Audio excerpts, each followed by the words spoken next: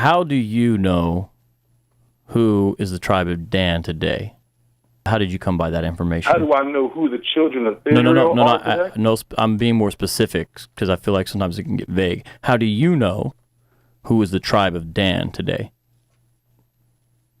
How do I know who the tribe of Dan is? The tribe of Dan is not a tribe of Israel today.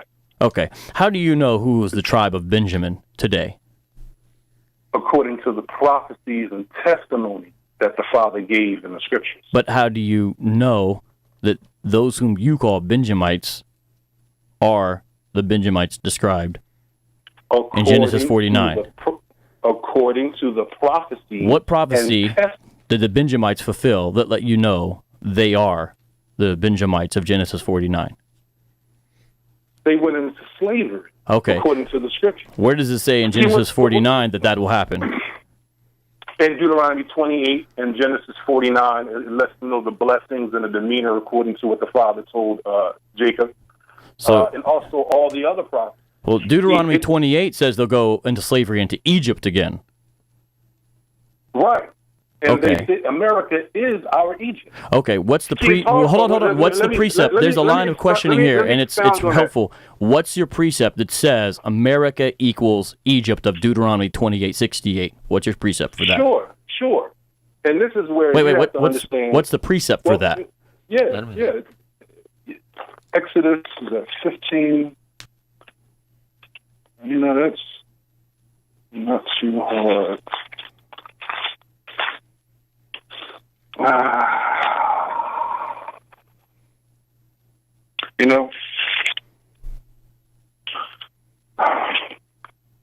of the house of bondage. I have to look that up on my phone. Are you saying whenever the Scripture says house of bondage, it equals America? Not equals. I didn't say it equals America. What the Lord is saying that you will go into Egypt again, as you will go into captivity again. Are the ships of Israel? Are the ships in Deuteronomy 28:68 literal? Yeah. Did we not come into? So the ships in Deuteronomy 28:68 are literal, but Egypt's not literal. Wait a second. Did we not? Did black people, or so-called black people, so-called African people, not come into America on slave ships? Yeah, so, do you see how, right in the same literally sentence, you have literal ships and not literal Egypt, but Egypt is mentioned 3 times in Deuteronomy 28. Each time it mentions something about Egypt, it means actual place, Egypt. So I'm asking you, what's your precept to say Deuteronomy 28:68 equals America? America is our second Egypt. That's why it says precept. You shall go into Egypt. Give me the precept. Again. What's the precept? See, this is wait. Because I understand the precept upon precept there. And really, this is like right in front of our face. And the only people that can truly spiritually bear witness to going into Egypt or slavery again with ships are the people who did it. For an outsider to say that does not apply to us, because the Scripture says they would put a yoke of iron upon our neck until they have destroyed us. Okay. Caucasian people put a yoke of iron on our neck, which caused us to lose our nationality, our language, our culture. See, we can bear witness to that. I don't have to go precept upon precept. I'm a living witness because I am a descendant of that. There you shall offer yourselves for sale to your enemies as male and female slaves, but there will be no buyer. 2 questions. It doesn't say offer yourself. It doesn't say offer yourself. It says you shall be sold unto your enemy. Was there no buyer in the slave market? No. I thought there was buyers. I thought that's why they kept on kidnapping people, because there was buyers. You have it totally off center. We did not offer ourselves to go into slavery. We did not volunteer ourselves. Forget about the offer part. In America. Was there a buyer? No. Wait. Do you understand that? We did not offer ourselves in slavery in America. His point is. I'm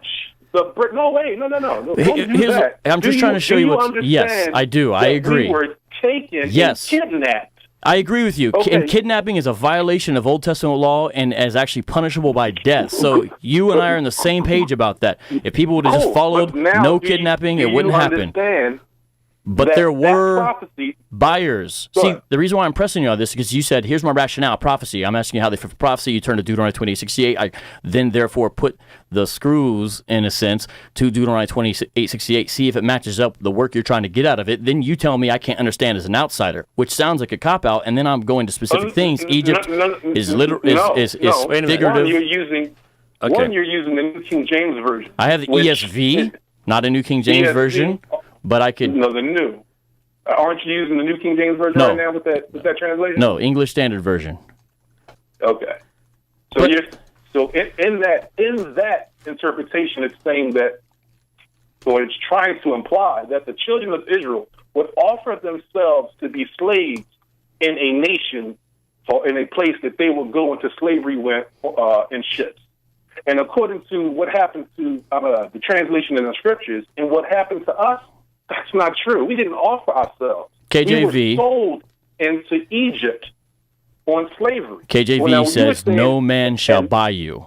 No man will redeem us. Wait, you just told me to go to the KJV, and the KJV says, no man shall buy you. And why are you using the word redeem now? Where'd that come from? The word buy, in Hebrew law, when a man is sold into slavery, that man can be bought or redeemed from the slave master and set free. So I go to in America, we were sold as slaves in this country in 1865. Okay. They just let us go. Okay, wait. Well, hold on. Come on. This is getting way out there. There's a simple point here. I'd like to see. No, we are, but you're not hearing what's being said to you. Let me just see if we can wrap this up. The Hebrew says wa'en koneh, which means in Deuteronomy 28:68. Yes, wa'en koneh. Let's not worry about English translations because English wasn't around when this was written. Wa'en koneh means there will be no buyer. Now, if you're saying that the ships earlier in the sentence is literal, Egypt is not. I think what Vocab is asking you is, how can you say this is a fulfillment of prophecy when the text specifically says, wa'en koneh?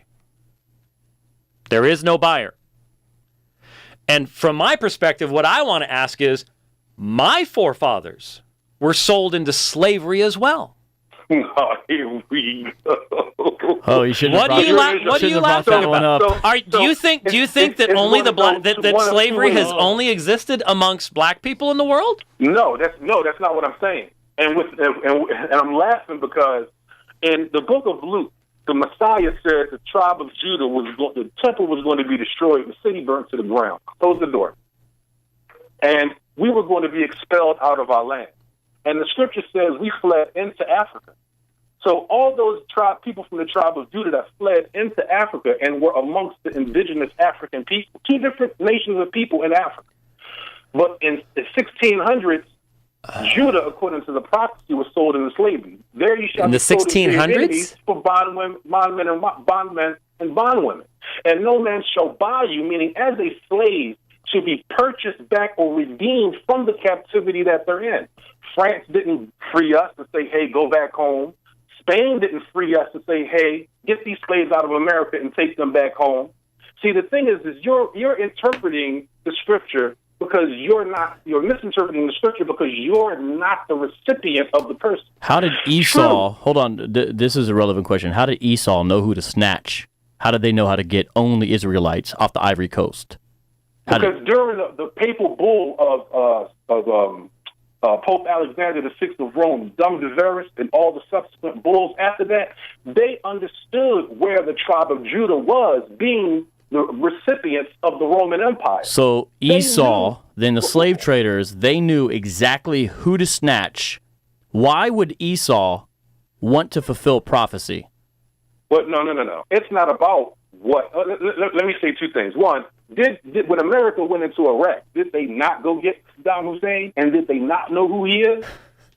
So how are you going to sit here and say now that the Roman Empire,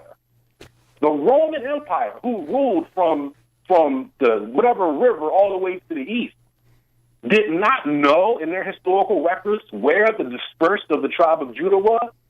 And once you understand the hatred of the children of Esau toward the children of Judah, do you not understand that hatred and envy is so in-depth in them that they create doctrines to sit here and say, now you're not the children of Israel? Why would you put a people in captivity and take the knowledge of who they are and where they come from? Look, we've gone way over time. The problem I've got here is what you're telling me is none of these texts made any sense until America was founded. I mean, that's what you're telling me. The scripture says until the times of the Gentiles be fulfilled.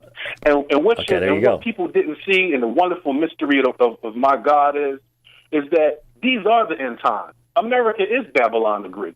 It's also our spiritual Egypt. You know what? I'll tell you something, Abaya. As a person that's taught church history, there have been people who have engaged in this abuse of the scripture in every single generation. It's been done over and over and over again. I appreciate the 17-minute phone call that we have had. Thank you for calling in today. I appreciate it. Thank you very much. I'm sorry, Eric. I'm sorry, Daniel. We've gone way over time as it is.